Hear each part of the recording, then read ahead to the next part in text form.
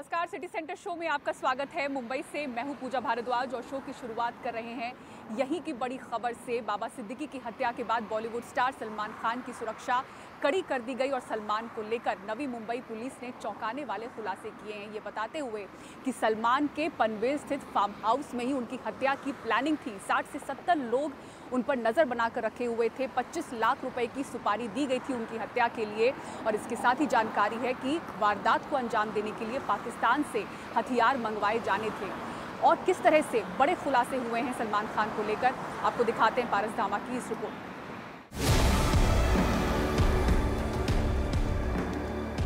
ये सुक्खा है जिसे लॉरेंस बिश्नोई का सबसे खतरनाक शूटर माना जाता है। इसे ही सलमान खान पर हमले में इस्तेमाल किए जाने वाले हथियार को पाकिस्तान से लाने का जिम्मा सौंपा गया था। सलमान के पनवेल फार्म हाउस की रेकी के मामले में नवी मुंबई की पुलिस ने उसे हरियाणा के पानीपत से गिरफ्तार किया है। नवी मुंबई पुलिस ने इस मामले में 5 लोगों के खिलाफ चार्जशीट फाइल की थी। चार्जशीट के मुताबिक लॉरेंस बिश्नोई ने सलमान को मारने के लिए 25 लाख रुपए की सुपारी दी। आरोपी पाकिस्तान से AK-47, AK-92, M16 और जिगना खरीदने की तैयारी में थे। तुर्की मेड जिगना से ही पंजाबी गायक सिद्धू मूसेवाला को मारा गया था। चार्जशीट में बताया गया है कि सलमान खान को मारने की प्लानिंग अगस्त 2023 और अप्रैल 2024 के बीच रची गई थी। 60 से 70 लोग सलमान खान के मुंबई के घर, पनवेल के फार्म हाउस और गोरेगांव की फिल्म सिटी में उनके हर मूवमेंट की खबर रख रहे थे। चार्जशीट के अनुसार सलमान पर हमले के लिए 18 साल से कम उम्र के लड़कों को काम सौंपा गया था। वो गोल्डी बराड़ और अनमोल बिश्नोई के आदेश का इंतजार कर रहे थे। जैसे ही ऑर्डर मिलता वो पाकिस्तान से आए हथियारों का इस्तेमाल कर हमला कर देते। सभी शूटरों के पुणे, रायगढ़, नवी मुंबई, ठाणे और गुजरात में छिपे होने की बात है। आरोपियों ने फायरिंग के बाद खुद के बचने का भी प्लान तैयार किया था। प्लान के मुताबिक सभी को कन्याकुमारी में जमा होने के लिए कहा गया था। वहां से बोट से सभी को श्रीलंका ले जाया जाता और फिर श्रीलंका से उस देश में जहां भारतीय जांच एजेंसी ना पहुंच सके। सूत्रों के अनुसार मामले में सूखा ने हत्या के लिए अजय कश्यप और अन्य 4 आरोपी शूटरों को हत्या का काम सौंपा था। वहीं कश्यप और उसकी टीम ने लगातार सलमान खान के पनवेल स्थित फार्म हाउस की रेकी की थी और सलमान खान के सिक्योरिटी का आंकलन भी किया था। मुंबई से कैमरामैन हेमंत के साथ पारस दामा, NDTV इंडिया के लिए। और अब बात बाबा सिद्दीकी हत्याकांड की। पता चल रहा है कि आरोपियों ने इसके लिए फुल प्रूफ प्लानिंग की थी। गोलियों की कमी ना हो इसके लिए 65 गोलियां ये यहाँ पर लेकर पहुंचे थे। हर आरोपी के पास एक हथियार था। योजना थी कि कपड़े बदलकर वहां से वो फरार होंगे। इसी बीच जो मुख्य आरोपी है उसके खिलाफ लुकआउट सर्कुलर जारी किया गया है। तो इस हत्याकांड को लेकर जाँच कहाँ तक पहुंची है, क्या कुछ नई जानकारी सामने आई है, पारस दामा की इस रिपोर्ट में आपको दिखाते हैं। बाबा सिद्दीकी की हत्या के आरोपियों की तैयारी पूरी थी। तीनों को खूब गोलियां मुहैया कराई गई थीं।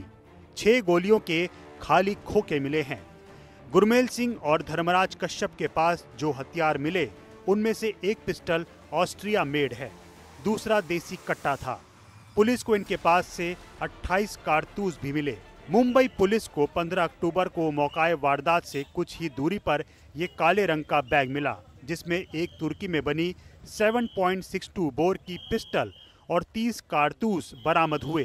इस बैग से 2 आधार कार्ड भी मिले, जिनमें से एक शिव कुमार गौतम का है और दूसरे आधार कार्ड पर सुमित कुमार लिखा है, लेकिन फोटो शिव कुमार का ही इस्तेमाल किया गया है।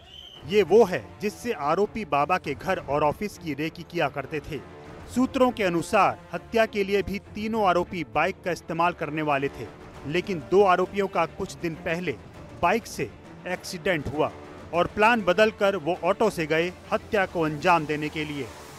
बाबा सिद्दीकी हत्याकांड को अंजाम देने के बाद तीनों आरोपियों ने अपने कपड़े बदल लिए थे, जिससे वहां से आसानी से भागा जाया जा सके।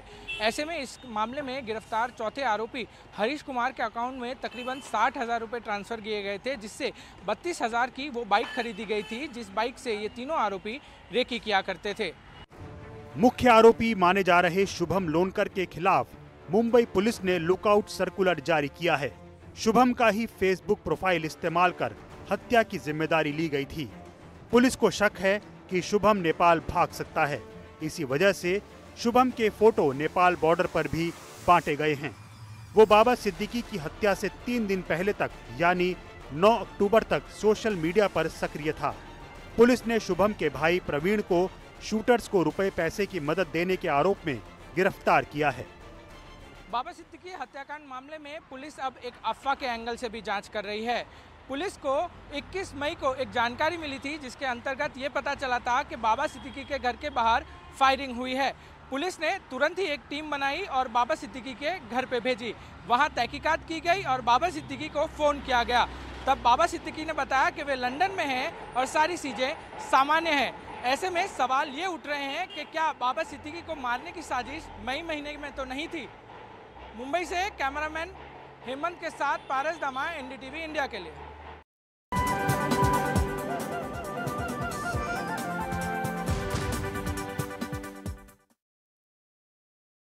और दिल्ली के इंडिया इंटरनेशनल सेंटर में 20वां वार्षिक समारोह 18 से 22 अक्टूबर तक होगा। इस बार खास थीम है आज़ादी के आंदोलन से जुड़ी हुई। इंडिया इंटरनेशनल सेंटर तैयार है अपने 20वें सालाना जलसे के लिए और इस बार कला, संगीत और साहित्य का संगम ये बताएगा कि आज़ादी के आंदोलन में समाज के सभी वर्गों ने कैसे अपना योगदान दिया। हम चाहते थे लोगों को ये दिखाना कि जो हमारा नेशनलिस्ट मूवमेंट या फ्रीडम मूवमेंट है उसके कई दूसरे पहलू हैं, कई दूसरे डायमेंशन हैं। एक तो वो एक सांस्कृतिक डायमेंशन है, साथ साथ एक लिटरेचर भी बहुत ही उस एक नया क्रिएटिव डायरेक्शन लिया। साथ साथ साइंस एंड टेक्नोलॉजी में भी ये जो प्री इंडिपेंडेंस पीरियड है काफ़ी साइंस एंड टेक्नोलॉजी पे भी काफ़ी प्रोग्रेस हुआ। 6 दिनों तक चलने वाले इस महोत्सव में फिल्मों, नाटकों, संगीत और प्रदर्शनी के जरिए आज़ादी के आंदोलन के कुछ अनछुए पहलुओं को याद किया जाएगा। तरह तरह के मैन्युस्क्रिप्ट्स है। There are many languages, many scripts, many subjects and many idea. ये सब बहुत सारे इसमें बाहर गए हैं। बाहर मतलब US, UK, Europe, south and south east Asia, ये ऐसे जगहों में गए हैं। वहाँ लाइब्रेरीज में, आर्काइव्स में और ये सब भरा पड़ा है इंडिया के मैन्युस्क्रिप्ट्स। तो ये पहला इनिशिएटिव है जिसमें हम इसको एक डिजिटल रिपोजिटरी बना के ये वापस लाने का, कम से कम डिजिटली वापस लाने का कोशिश कर रहा है। एक ऐसे समय में जब व्यक्ति की पहचान यानी आइडेंटिटी को चुनावी राजनीति के साथ जोड़कर देखा जाता है, ऐसे वक्त में व्यक्ति की पहचान को आज़ादी के आंदोलन के साथ जोड़कर देखना कहीं ना कहीं एक ताज़ा हवा के झोंके जैसा मालूम पड़ता है। नई दिल्ली से सहयोगी कनन पात्रा के साथ अतुल रंजन, एनडीटीवी इंडिया। और अब आइए बात करते हैं सबसे बड़े स्लम धारावी के पुनर्विकास की, जो कि महाराष्ट्र सरकार के सहयोग से अडानी समूह कर रहा है। लेकिन इसको लेकर विपक्ष के लगातार विरोध के बाद बीजेपी नेता आशीष शेलार ने प्रेस कॉन्फ्रेंस की, आदित्य ठाकरे पर जमकर बरसे और कहा कि वो आंकड़ों को लेकर झूठ और भ्रम फैला रहे हैं। दिखाते मुंबई से आपको ये रिपोर्ट।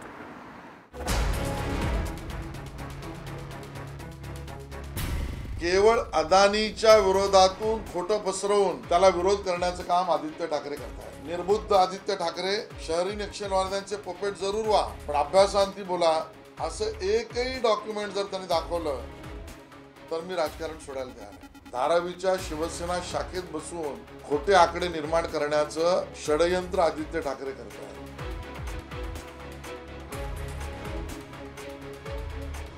मुंबई बीजेपी के अध्यक्ष आशीष शेलार आदित्य ठाकरे पर जमकर बरसे।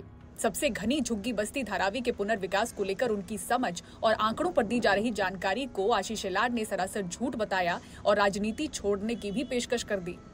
1080 एकर जागा ही अदानीला दिली गेलेली आहे। आदित्य ठाकरे यांना खुला आव्हान आहे। आदित्य ठाकरे का कहना है कि 1080 एकड़ जमीन अदानी को दे दी गई है। मेरी चुनौती है कि धारावी को विकसित करते समय कम से कम एक दस्तावेज जमा करे। अगर किसी दस्तावेज पर अदानी का नाम है तो मैं राजनीति छोड़ने के लिए तैयार हूँ। सर्वे अभी तक पूरा नहीं हुआ है। वर नाव चढलंय असं एकही डॉक्युमेंट जर त्यांनी दाखवलं तर मी राजकारण सोडायला तयार आहे। सबसे पहले कुछ औपचारिक आंकड़े समझते हैं। धारावी को बदहाली से मुक्त कराने की कोशिश बरसों पुरानी है। 2004 में उस वक्त के मुख्यमंत्री विलासराव देशमुख ने धारावी पुनर्विकास प्राधिकरण बनाया था। परिवारों और घरों की पात्रता का आधार, प्रक्रिया और जांच में ही कई बरस बीत गए। कई डेवलपर्स मुकरते गए। 29 नवंबर 2022 को अडानी समूह ने स्लम को फिर से बनाने के प्रोजेक्ट की बोली जीती। महाराष्ट्र सरकार के सहयोग से अडानी समूह धारावी झोपड़पट्टी का पुनर्विकास कर रहा है। महाराष्ट्र सरकार और अडानी समूह की संयुक्त धारावी पुनर्विकास परियोजना प्राइवेट लिमिटेड में महाराष्ट्र सरकार की हिस्सेदारी 20% है।